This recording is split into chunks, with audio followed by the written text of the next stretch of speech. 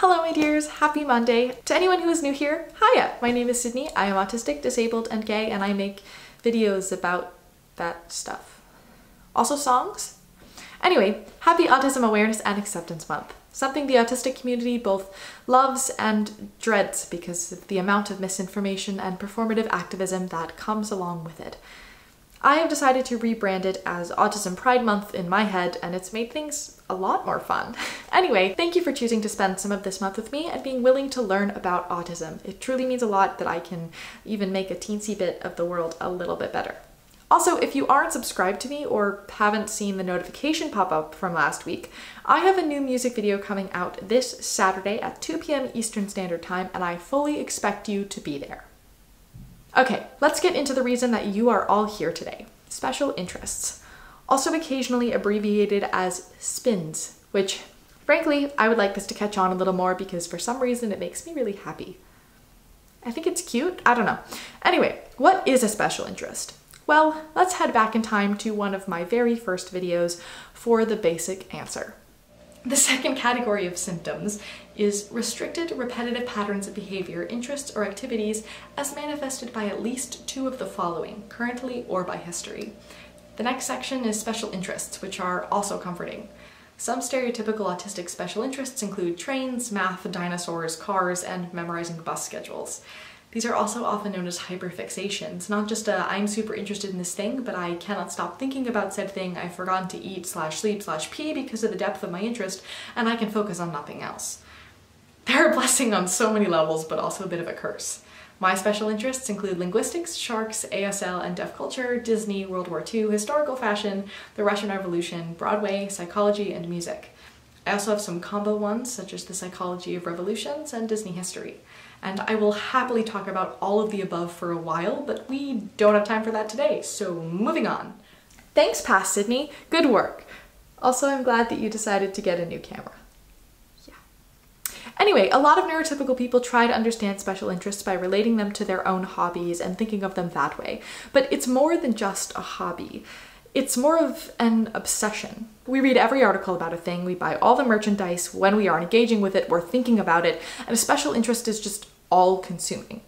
And that may sound super horrible, but they're also a way that we comfort ourselves and feel happy and safe. There's definitely a line between healthy comfort and something feeling like a chore or an endless cycle, but we often know when we reach that point. So let's talk about the good, the bad, and the awkward. The good of special interests is how deep our focus is. It is unrivaled. The prime example in my life of a special interest hyperfixation time period was in August when I wrote, recorded, and produced both of my albums in 3 days. When I get excited about a new song, I can have it Spotify ready in about 3 to 4 hours of the idea coming into my head. I'm also quite speedy with editing websites and videos because I just get into a flow and it goes. And I can read super fast when I'm interested in a topic, and my memory for special interests is astronomical. If you get me talking about sharks or deaf culture, I could talk nonstop for hours and continue using new content. People also perceive me as very intelligent because since one of my spins is linguistics and languages, I'm able to pick up languages very quickly and am conversational in 5, 4 of which I learned in the last 5 years. It's not that I'm hyper intelligent, I'm just hyper interested, and I learn new skills within my spinterests at premium speed with a depth of knowledge that many graduate students in that topic don't have. When I want to learn a new topic, I tend to ask autistic people with that topic as their special interest before I go to the experts in the field. That being said, if it's a really obscure thing, those two things are often one and the same. Many autistic people have specific aspects of social justice as their special interests as well, and they're making large changes in our world every day, like Greta Thunberg. In a way, my special interests are my superpower, but it's important to acknowledge that they're not always great. Spins often ebb and flow, so I may get super interested in a specific topic and it consumes my life for a few days or weeks, and then it no longer takes all of my energy. It doesn't mean that I don't care anymore. Anytime I return to that thing, it always feels safe and happy, and sometimes it does reignite again, but they don't always stay all-consuming. And when you're in the phase where it is all-consuming, it can feel like there's nothing else. There will never be anything else beyond it that will ever be as interesting or as fun or as exciting as this thing. So when it becomes less all-consuming, it can be rather scary because it feels like you'll never find something like that again. It always comes sooner or later. You find something new sooner or later, but it's not a fun place to be in emotionally. Special interests can also have negative consequences. On more than one occasion, I have been interested so hard that I've forgotten to take care of myself and subsequently gotten a migraine. I had a really bad migraine after the albums weekend. It's also hard when your special interest is a person, either a new friend or a love interest, because it hurts so much more if things don't work out. Spins can also become addictive. You feel the need to buy every piece of merchandise and you don't realize how much you're spending. You can find a new YouTuber you like and then feel the need to catch up, and then you get stressed by how many videos you have to watch. You can also be passionate about something like a TV character and then that character gets killed off and it ruins your month.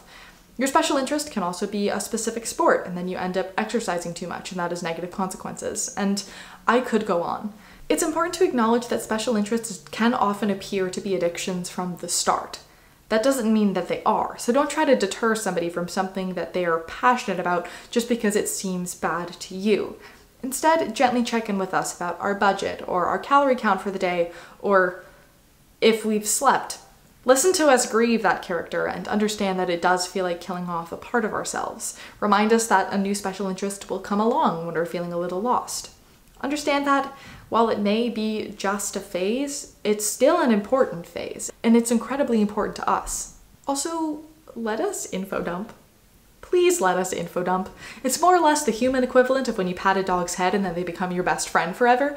Like, I remember all of the people who ask about my special interests specifically and want me to tell them more, and they let me info dump, and they're the ones that I feel safest and happiest around. So if you learned anything from this video or my channel, let that be your takeaway. Let people info dump. Okay, we've covered the good and the bad. What about the awkward? Well, we don't get to choose our special interests. Fate does. Or something. I don't know. It's not us though. So I can tell myself that I want to be really interested in something and then it doesn't work. Special interests randomly appear, and that means that sometimes we get weird ones. And by weird, I mean not socially acceptable for the all too restrictive norms. So that can be a 50-year-old man obsessed with Disney princesses. It can mean an interest in collecting pink socks. It can be a fascination with Nazism. You're not a Nazi, you just think that the psychology behind it is fascinating, but then when you talk about it, people think that you're definitely a Nazi. A special interest can be a specific skin condition that you point out in people that you see. It can mean an obsession with every single thing about Elvis. It can mean a white Aussie being deeply interested in Black history or traditional African dance. It can be a fascination with anime and therefore running like Naruto in the hallways. The cosplay community is full of autistics. It could be an obsession with the New York City sewer system. Sure, those are weird. But you know what? Every single one of the special interests is beautiful. Even if they're a little different, even if they're not socially acceptable, I don't care. I won't judge you for running down the street like Naruto. I might even join you. That sounds really fun. It'll be difficult in heels, but I'll figure it out. I'll help you add some pink socks to your collection. I'll talk tiaras with a 50-year-old man, and I'll watch Elvis videos with you. I will climb through some underbrush to find that geocache. I understand that you're excited about what you're excited about, and I understand that it matters to you. So many people say that they would never bully an autistic person for being autistic, but then you would bully someone for speaking in lines from a specific movie, or having a collection of left shoes, or dressing up like a princess every day.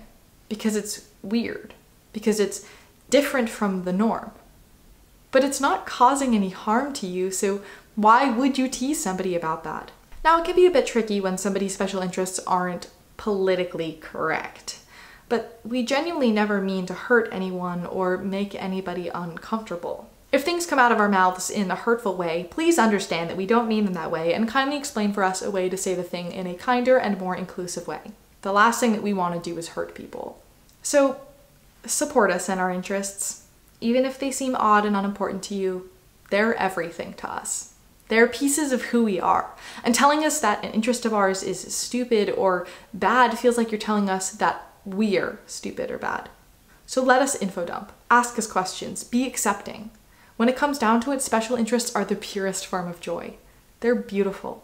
They challenge norms and they let people be who they are and express themselves in ways a neurotypical can't even imagine. And to my Audie viewers, Your interests are valid, they're beautiful, and I will happily listen to you info dump anytime you want. If somebody teases you for being different, it's because they wish they had the guts to be different too. So keep on spinteresting, keep on learning, keep on being you. Because you, my dear, are incredible. Thank you for watching. Subscribe if you like, and I'll see you in the next one.